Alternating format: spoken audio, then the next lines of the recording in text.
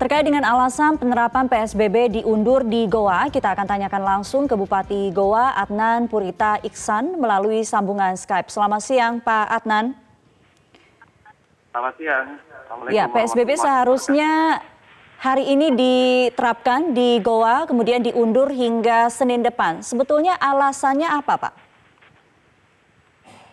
Kami alasannya itu lebih kepada kami ingin melakukan pendistribusian seluruh bantuan terlebih dahulu, baru kita memberlakukan yang namanya PSBB.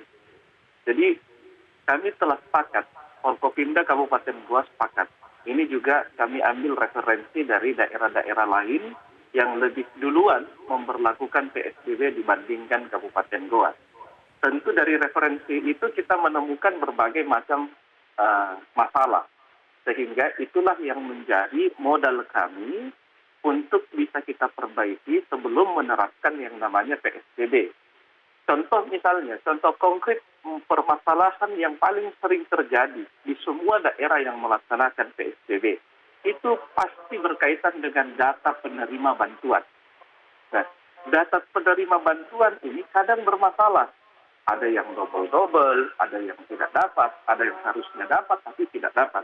Ada yang dapat tapi keluarganya saja semua yang dapat. Nah, ini kita lakukan sinkronisasi data. Sejak Rabu minggu lalu, sejak SK Bapak Menkes keluar untuk PSBB Kabupaten Goa, kami pemerintah Kabupaten Goa bersama dengan seluruh Forkopimda, Polres, Kodim, melakukan sinkronisasi data.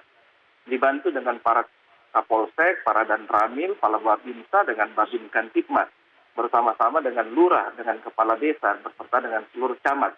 Itu melakukan sinkronisasi data ulang. Begitu melakukan sinkronisasi, termasuk melakukan pendataan ulang. Sebab menurut kami, bukan hanya orang yang rentan atau orang yang kurang mampu mendapatkan bantuan, tetapi kita juga harus mengantisipasi orang-orang yang kurang mampu baru karena terdampak daripada virus corona. Ini yang jumlahnya juga banyak.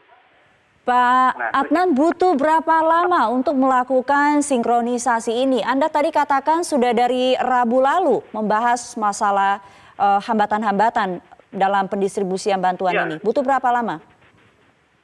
Kami sudah selesai berkaitan dengan data. Tapi ada masalah baru yang kedua yang kami dapatkan.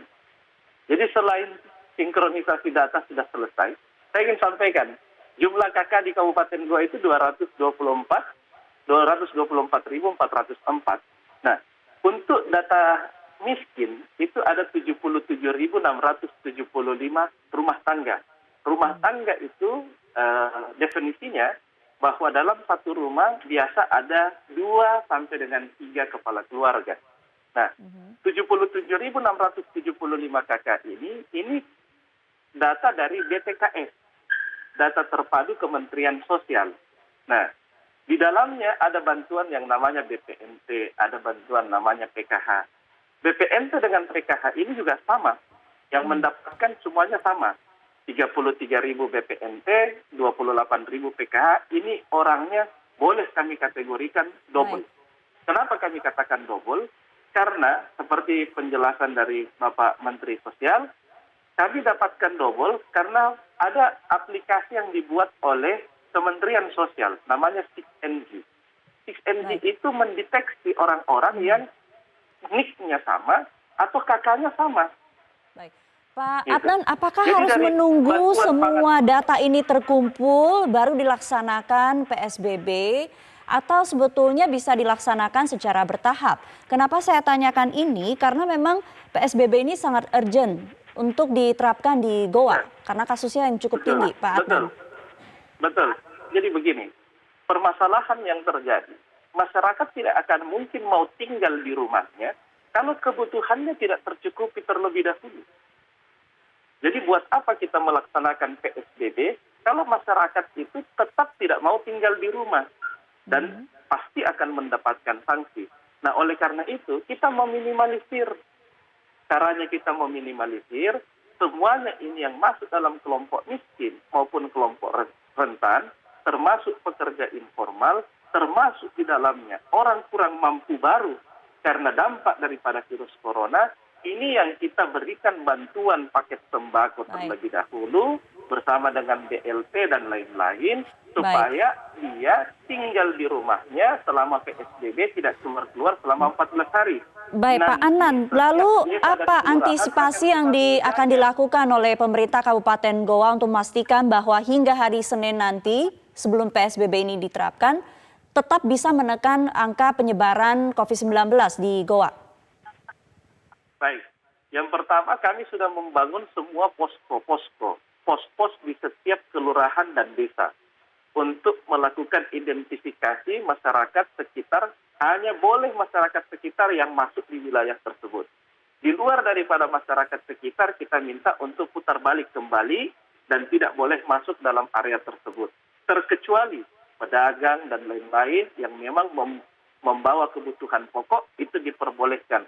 Tetapi dengan protokol kesehatan COVID yang ada. Jadi harus disemprot disinfektan, di termogan dan lain-lain. Itu yang menjadi antisipasi kita selama ini. Kemudian kami sudah membangun pos-pos di 13 perbatasan. Karena Goa ini berbatasan dengan 8 kabupaten kota, itu juga kita sudah bangun yang namanya pos perbatasan. Jadi semua orang yang mau masuk Goa, kita sudah... Waktu kita terbatas, terima kasih Bupati Goa, Pak Adnan Purita Iksan untuk waktunya di Metro Siang.